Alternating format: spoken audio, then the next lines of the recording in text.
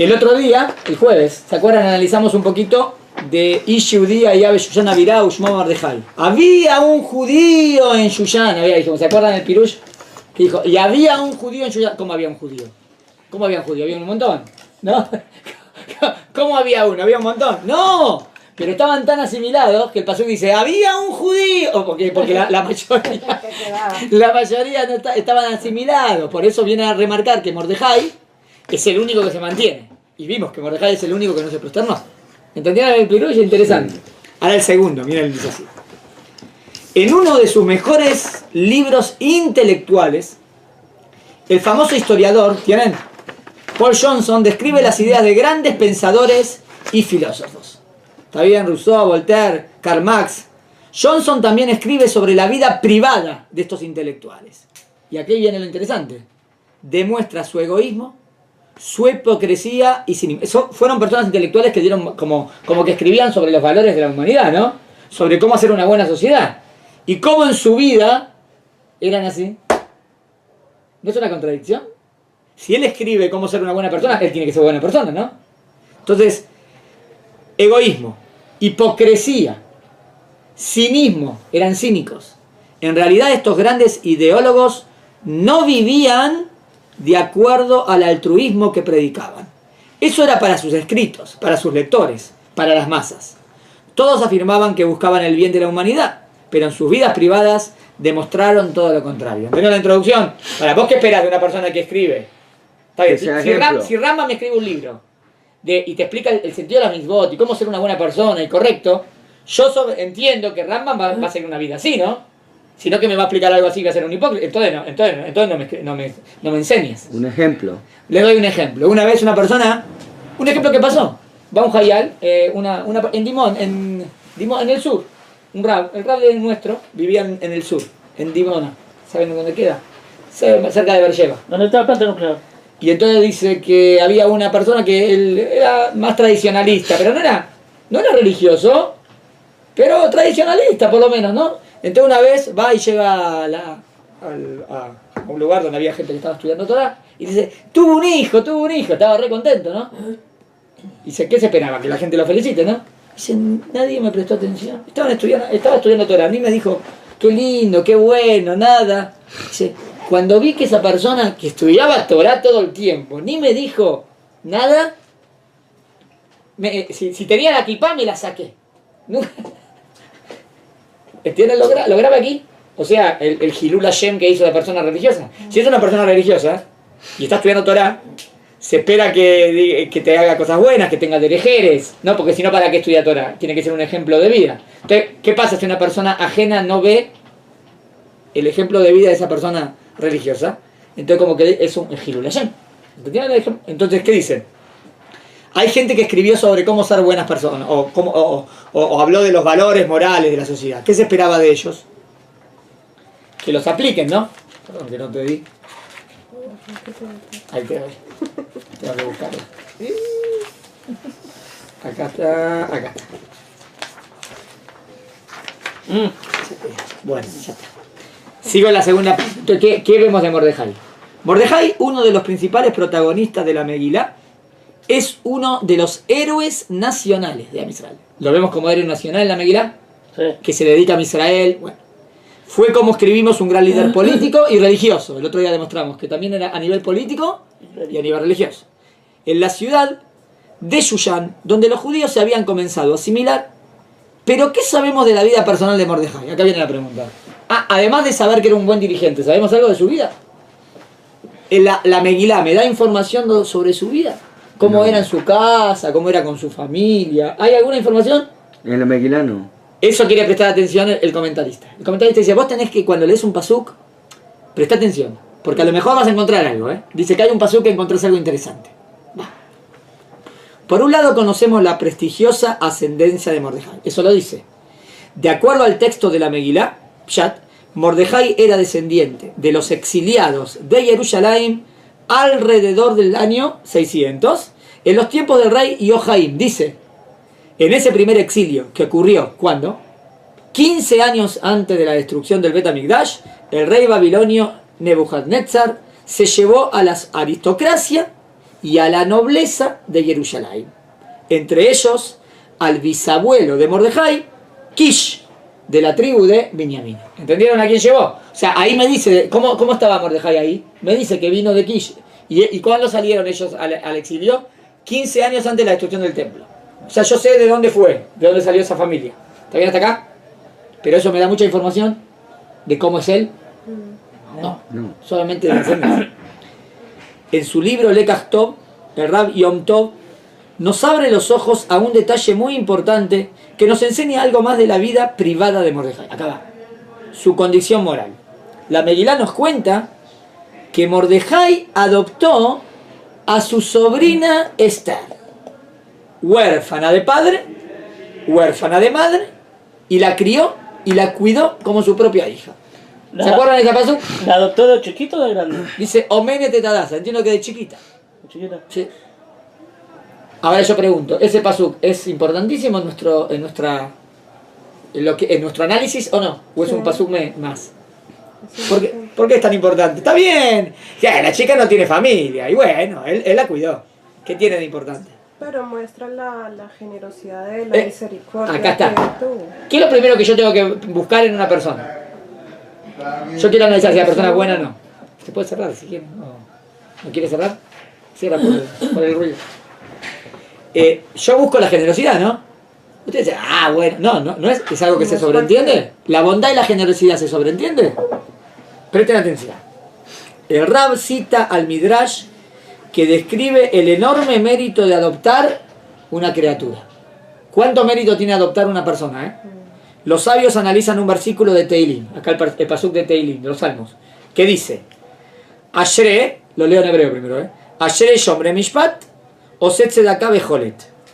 Traducción, feliz de aquellos que hacen tzedakah en cada momento. O sea, alabada la persona que hace tzedakah en cada momento. ¿Dónde voy a encontrar una persona que hace tzedakah en cada momento? Digamos que hoy a la mañana cuando hiciste shacharit diste una moneda de tzedakah. ¿Eso hiciste tzedakah en todo momento? No, hiciste tzedakah a las 7:30 de la mañana cuando pusiste la moneda en la alcancía, ¿no? O vino un pobre y te pidió, te tocó la puerta y le diste tzedakah. ¿Hiciste tzedakah en todo momento? No, hice tzedakah cuando le di. ¿Siguen? Entonces el Teilim dice, ¿pero cuál es la mejor persona? La que hace tzedakah en todo momento. Imposible. No, pregunto yo, ¿hay alguna posibilidad de hacer tzedakah en todo momento? Adoptar a alguien. Ahora es el Hidush, dice así. Los sabios se preguntan, ¿acaso es posible hacer tzedakah literalmente en todo momento? Y la respuesta es sí. Esto sucede cuando una familia adopta a un niño o una niña. Re lindo, ¿eh? Le recomiendo una película que se llama ahora. Lion, ¿escucharon? No. Ahora, bueno, después te digo. Estaba para... yo conozco la historia de es hermosa, ese muchacho. de un chico hindú de la India que se pierde en la India, pobrecito. Se pierde, se va en un tren y se pierde. Y toda la película es como... Y después terminan adoptándola a una familia australiana. Es una historia real. ¿Conoces la historia? Es una historia real, Sí, porque lo dieron en 60 Minutes, el Sí, programa. sí. Y sale él, uy, tremendo. Tremenda, y bueno, es re linda, para que la veas dentro de todo, de casi todo Cayer. Es bien Cayer, es como, y es muy sentimental, y él quiere volver a conocer a su familia, cómo se perdió. Bueno, pero es parecido, porque esa familia australiana decide adoptar a un chico de la India, que no tiene nada que ver con ella, y a lo mejor podría ser un chico problemático, y ella lo quiere adoptar, y después adopta a un segundo hermano, y también está bien. ¿Qué hace que una familia quiera hacer muchos gestos, no? Digo, en este caso los padres adoptivos hacen tzedakah, especialmente en el sentido de gesed, 24 horas por día, todos los días, 24 horas toda la semana. En otras palabras, adoptar un hijo es un ejercicio de gesed insuperable. ¿No? Yo hubiese dicho, no, lo lindo del Rab es que te hace prestar atención, ¿no?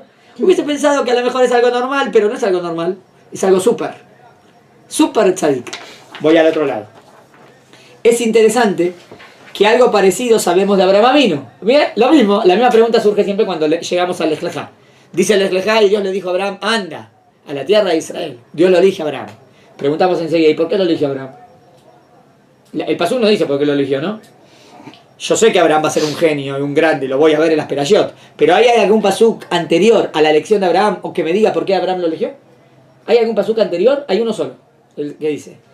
El texto describe la vida privada de Abraham Avinu, el texto que describe es muy pobre en detalles, excepto por un punto circunstancial, pero revelador. ¿Está bien? Harán, el hermano de Abraham, dice al principio de la Perayá, ¿se acuerdan? Ya lo dice al final de Noah, creo. Fallece y deja a su hijo Lot huérfano.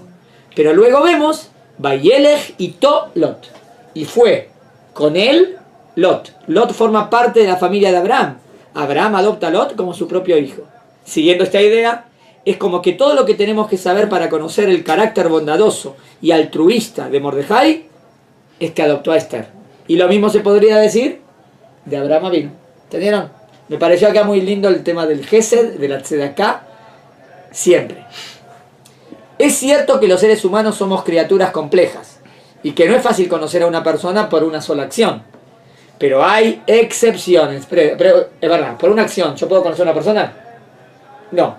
Pero que una persona decidió adoptar a otro y dar su vida para él, ¿no? ¿Les parece una acción o es algo mucho más grande que una acción? Yo lo definiría no como una acción, como un camino. ¿Se acuerdan la diferencia entre caminos de la persona y acciones? Una acción es un puntito. Un camino es una forma de vida. ¿No? ¿Entendieron? Y creo que para los sabios la adopción de una criatura es una de ellas. Miren qué lindo este ejemplo de Gush Katif. ¿Escucharon de Gush Katif? Sí, lamentablemente sí. Recuerdo que hace varios años pasamos pesas con toda la familia en un hotel ubicado en Gush Katif, que hoy lamentablemente es parte de Gaza. El último día nos sentamos al lado de una familia bastante numerosa, con una particularidad que no podía pasar desapercibida. Tenían 3 niños con síndrome de Down. Mi esposa y yo nos asombramos del extraordinario trato que gozaban estos niños. En primer lugar, eran el centro de atención de toda la familia. Los padres, los abuelos, los hermanos mayores. Todos le sonreían y le daban cariño. Además, cada uno de estos niños estaba siendo atendido por un asistente personal. Un asistente por niño, que trabajaban para esta familia. Y luego nos enteramos de lo más maravilloso. Estos 3 niños eran adoptados. Adoptados por una familia que ya tiene sus propios hijos, algunos de ellos casados, por una familia que evidentemente tiene un buen pasar económico, pero que deciden invertir su dinero, su tiempo y su amor en no una, sino en 3 criaturas con necesidades especiales y brindarle la mejor vida posible. No me digan que fácil, no es nada fácil, ¿no? Pero si tenían 3 ayudantes bueno, debe ser que se lo dio el Estado, lo ayudó con eso, debe ser. Pero lo más seguro que tenía dinero. Sí, es lo que dijo, que eran... No es tan sacrificado cuando uno no, dijo que no, dijo. Para una familia que evidentemente tiene un buen pasar económico, acá, pero que deciden invertir su dinero, su tiempo y su amor en 3 personas que necesitan. No todas las personas adineradas deciden dar... una persona adinerada, normalmente, ¿qué busca la persona adinerada?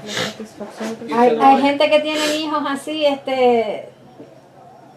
que nacen con algún defecto, ¿sí? Y los mandan a un sitio. Lo contrario, claro. No los ven más. Y acá tengo una familia adinerada que tienen dinero, que tienen hijos normales y que quieren adoptar a propósito. No, me hizo acordar de la película porque ahí en la película es parecido el caso. Lion es la traducción del nombre del muchacho. Exactamente, así termina la película. Que él no sabía. No, cállate, pues, dice. Él decía un nombre y él no sabía lo que significaba. Bueno. Nunca más los vimos, ni supimos cómo se llamaban, ni dónde vivían. Pero qué más hacía falta saber para conocer a estos ángeles humanos. Les quiero mostrar cómo se dice. ¿Hay alguna... ¿Tiene un marcador? ¿Este es un marcador, no? Acá. A ver, una hojita blanca. Voy a mostrar. Miren qué interesante esto.